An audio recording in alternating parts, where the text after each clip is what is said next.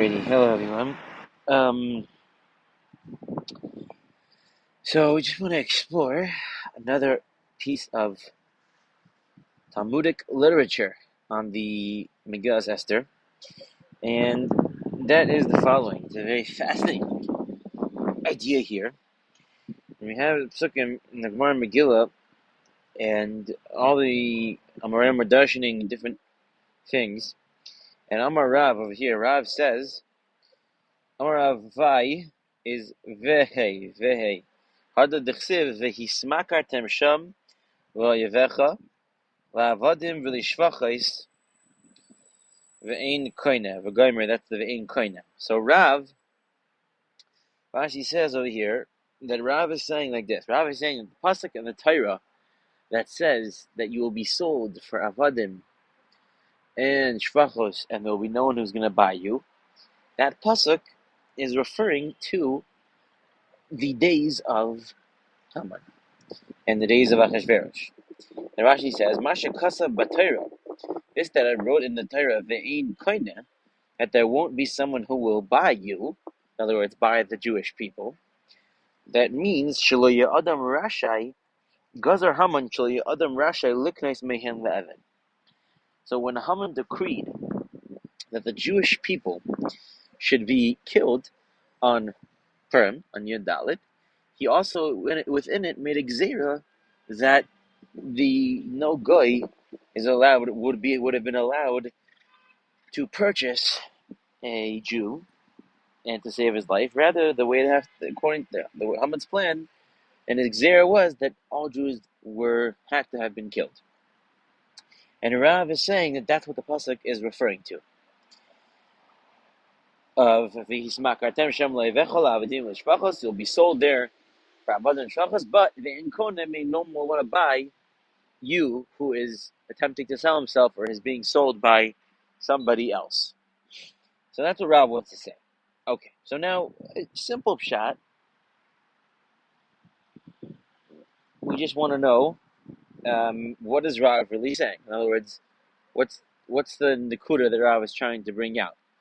He's trying to tell us a nice chiddush that Haman was geyser, that we couldn't. Haman was geyser that we couldn't be sold. Okay, that's very nice. But what is the idea of that? That's question one.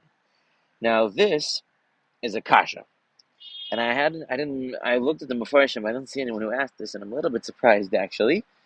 So maybe there's just something super obvious that I'm not thinking of. But the pasuk that Rav is quoting goes the following. It's in Devarim.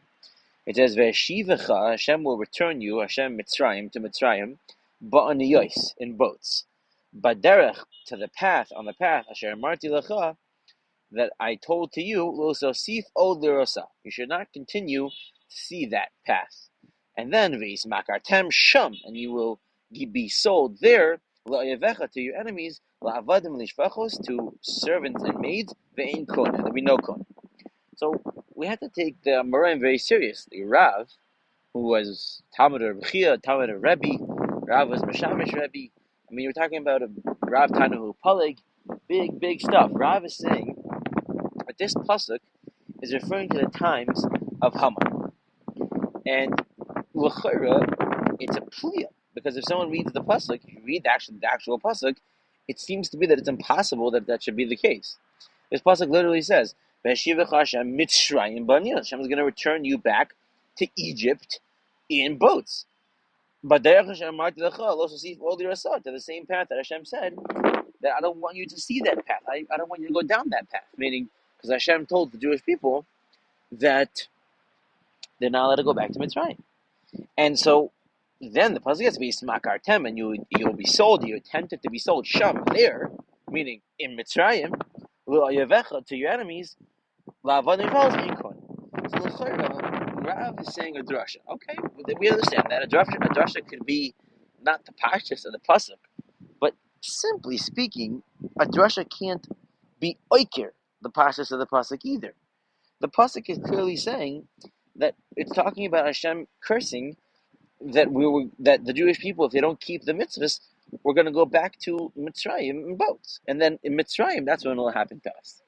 So L'chera, it seems impossible what Rav is trying to say. Rav is trying to say that, in fact, this pasuk, Makatam Sham, is referring to the times of Haman, which was not in Mitzrayim at all. It was in Persia. And you should not be in Persia. I mean, that is no shaykhus to what this pasuk is saying. How can Rav darshan the pasuk when it has within the pasuk itself the complete opposite mashmais of what it is that he's trying to darshan? So that's the shayla. So that's what we want to know. And then we just want to understand what is the idea over here. So in order to understand this, let's learn two more pieces of fascinating Chazal.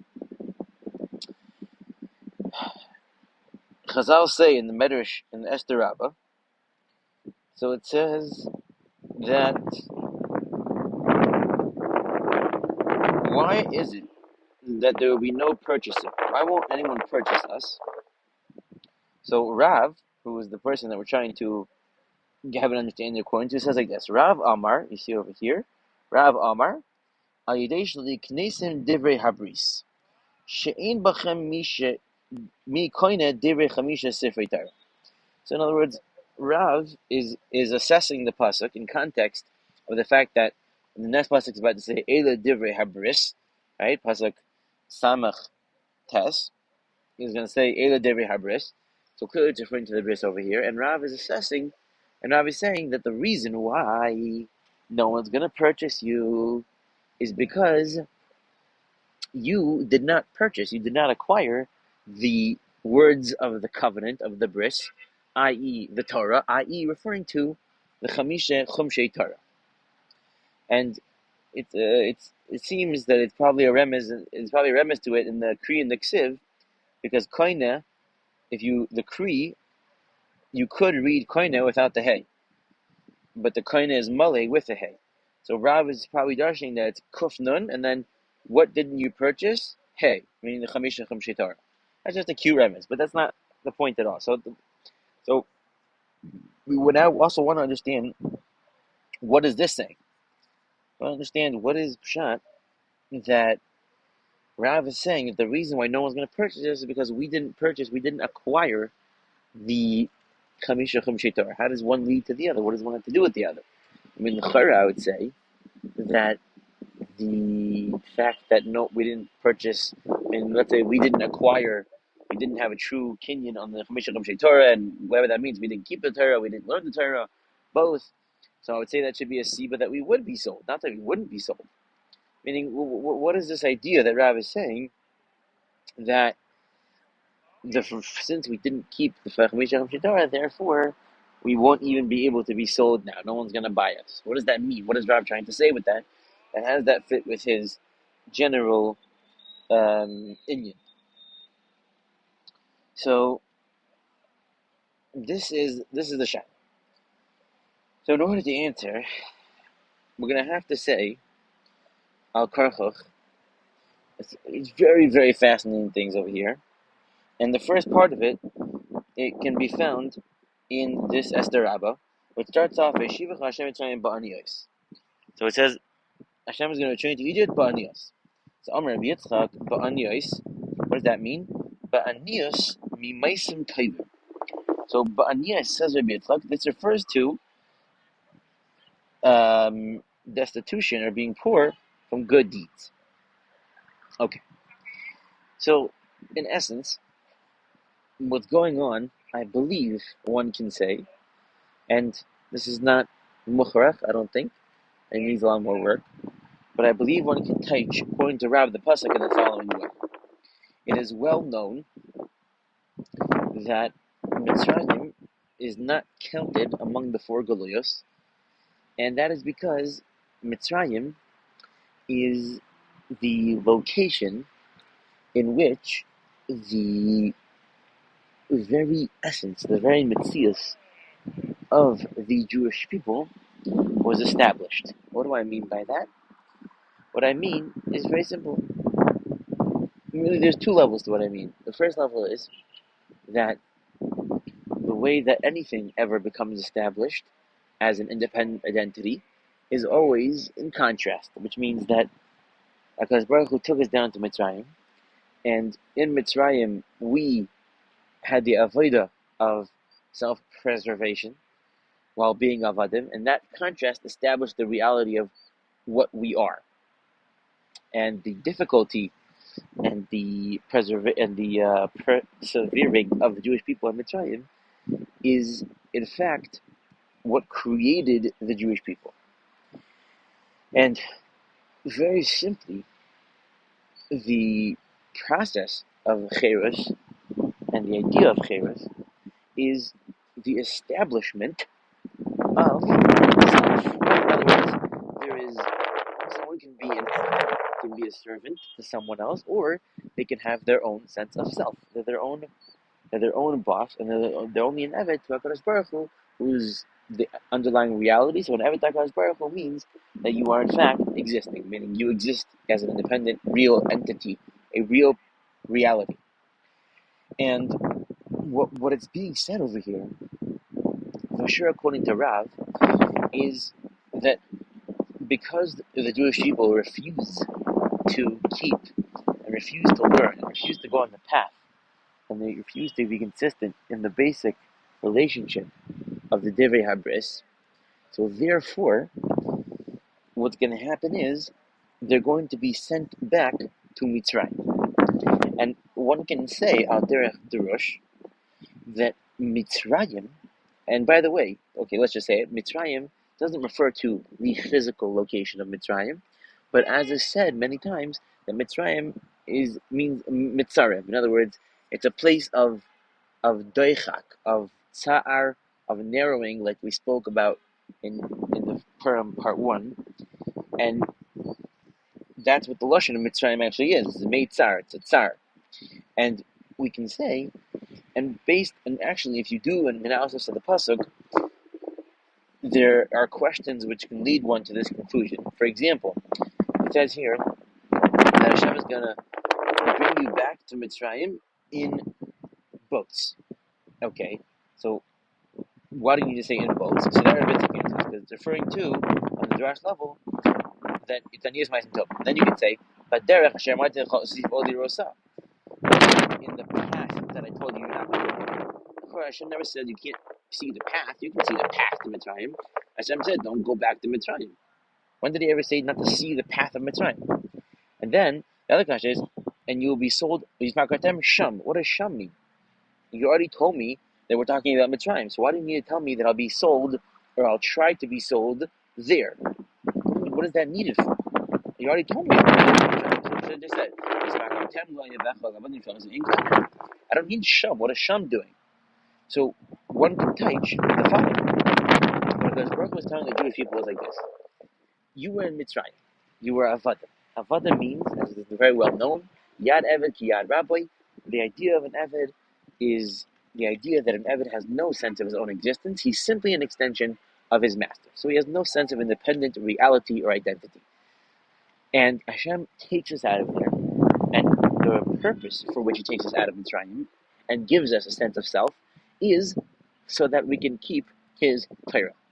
Now, once we agree to keep His Torah, and we say Nasa v'Nishma, and this is, I think, the ikra lesson of what's being said here, we now are locked in forever to a state of being in which we exist on a spectrum of all or nothing, meaning that either we are independent, free people, which is the highest level of person that can be, higher than all the Umos Olam, or we're zero, meaning we're wiped out.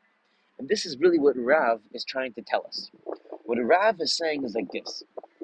Rav is saying, why is no one buying you? Because you didn't keep the 5 hours. What does that mean? What that means is that because of the covenant of the bris that we have with HaKadosh Baruch Hu, and the fact that we came into relationship with Him of Abdus and of sonhood to fatherhood and of servant to master, what that means is that we're committed to being independent, real people with our own senses of identity. That's what we're committed to. And therefore, not only are we committed to that, but because of the manner in which the bris works, our only source of self, of any self, can only be the relationship with HaKadosh Baruch Hu. And when we forfeit that, we forfeit the reality of our beings. We do not forfeit. There's no such thing as a Jew forfeiting his Judaism. A Jew, definitely if he does it on a national scale, we'll talk for another time, but on a national scale, Jewish people are not able, they do not have the ability to forfeit Judaism.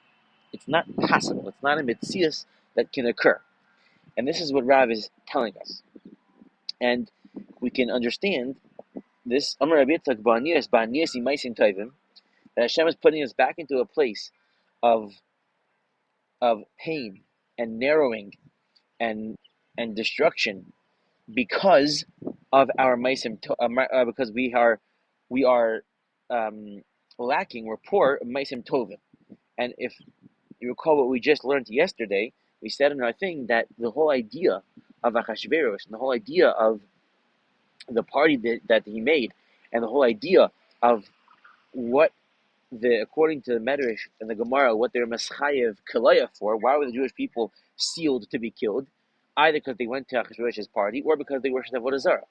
And both of those things share in common that they are the entire thing which the Yetziah from Mitzrayim, meaning our exodus from a state of servitude and pain and narrowing and suffering, that was why we were taken out of that, because of the fact that we are meant to have a bris, a covenant, a relationship with God, which excludes idol worship, and it obviously excludes participation in a system of morality and a kingship and a malchus of another nation.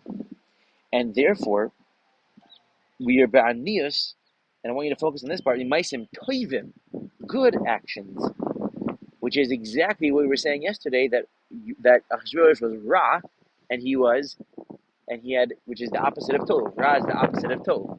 So in our poorness and good actions, because of our indulgence in Ra, which is obvious that's why we went into Golus in the first place, which is a whole other topic, but that's why, because we were evil, we were bad, and since we were Dal and Maisim Toivim, we now, which is the opposite of Ra, and we were poor in Maisim Toivim, which means that we were in a state of Ra, because we participated in Achashverosh's party, and we bowed down to idols in the times in Nebuchadnezzar, so therefore, we're Gozer Kalaya, meaning that there is no more self for the Jewish people. And the thing that Rav is trying to tell us, and the profundity of the event of Purim, was that it brought out and it brings out the underlying reality of his chayvus of the Jewish identity.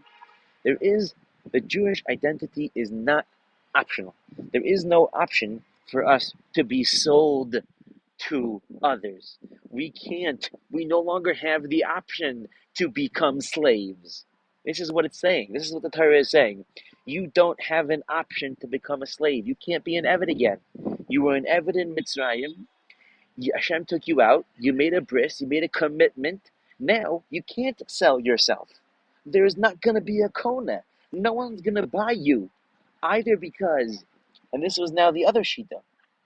The other shita says, and they're not arguing. They're pointing out two different aspects of the same things. The other shita is that Amar Bishmuel Bar Nachman,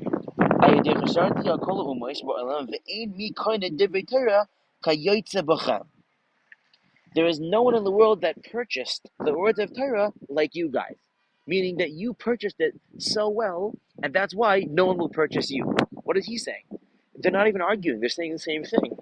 Rav he's saying the positive chiyuvi side. Since you guys required the Torah, and there's no one who required it like you, and you made the bris with me, therefore your sense of identity is tied to this.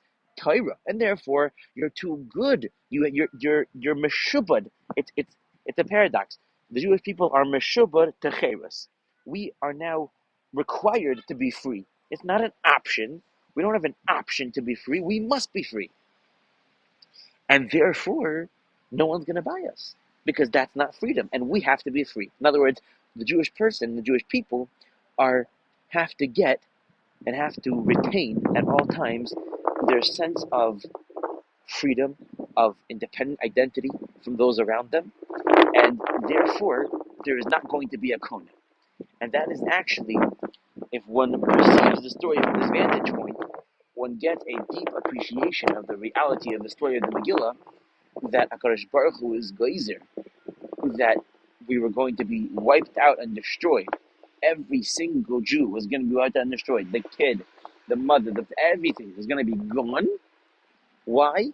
Because we are now, the definition of what we are is free people. We cannot be avadim. It's impossible. There will be no purchaser. And that is the taich, the aside of the profundity of what is being said and what's being done in the Megillah. And because that's true, it's not a coincidence, therefore, that it ends up being that as a result of the fact that we were in this pain, in this tzara, in Yemei HaShvei, and that no one was buying us, and rather all that was going to happen was that we're going to be destroyed, because of that, we ended up being Mekabel, guess what? The Chamisha Chumshei Torah. We ended up being Kimu Meshkiblu Kvar, we ended up being Mekabel, the Chamisha Chumshei Torah, because that's what we understood. We understood from that event that all the nations were going to wipe us off the face of the earth. What the Jewish people understood is that they don't have an option for servitude. They don't have an option to be the Goyim. They don't have an option to be meshubad to America, to say, I'm an American Jew. I am the citizen of America first. I can sell myself. I can be an Eved to a different identity, a different culture, a different society. I don't have that option. And whenever throughout history the Jewish people wanted to do that, or thought they were going to do that, HaKadosh Baruch Hu said otherwise. And obviously, the most profoundly, and God, I'm not trying to explain this, but I'm just saying a reality of what occurred in terms of this idea most profoundly occurred as recently as the Holocaust, which is that they were people, Mamish German Jews, who fought in the German army, and they worked hard day and night to build a reputation as a stellar German citizen who believes in all of the democratic principles of Germany. And Hitler and Machshamam dug up 3 generations of forefathers, and he dug up, if your grandfather, great grandfather, was a Jewish person, even if you were upstanding German citizen, and many were, and many tried to, and many intermarried, didn't matter to Hitler and Machshamam, and he uprooted those people, and he murdered them, and he took them away, and he sent them to death camps. And the same thing happened throughout all of history. The same thing there's what's called the Marranos in the times of Spain, when there was Jewish people, and they tried to give up their external Jewish identity and keep Yiddishkeit indoors, and they ended up getting killed and wiped out. And Viter, Gullus, and a Gullus, and a Gullus, and a Gullus, and moving around from place to place in Europe. Why does that happen? Why doesn't HaKadosh Baruch Hu let us stay in one place? Because that would sacrifice our identity. Because then we could be avadim. We could be slaves to a certain society. We could be slaves to the Umas Olam. We can allow our identities to be subsumed by them. And that is not possible. If one is to examine Jewish history, one will realize that that is an impossibility. The Holocaust, the Marranos, every stage of Jewish history, it's impossible.